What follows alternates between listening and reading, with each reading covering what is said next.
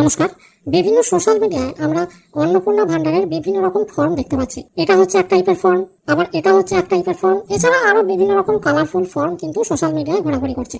শুধু তাই নয়, অন্নপূর্ণাভান্ডার.com বলে একটি ওয়েবসাইটও চালু হয়ে গেছে। প্রথমে যখন যুবসাথী প্রকল্প চালু হয় তখনও কিন্তু যুবসাথী প্রকল্প নামে অ্যাকচুয়াল এমনভাবে ওয়েবসাইটগুলোকে ডিজাইন করা হয়েছে, দেখে মনে হবে ওগুলোই যেন সরকারি ওয়েবসাইট।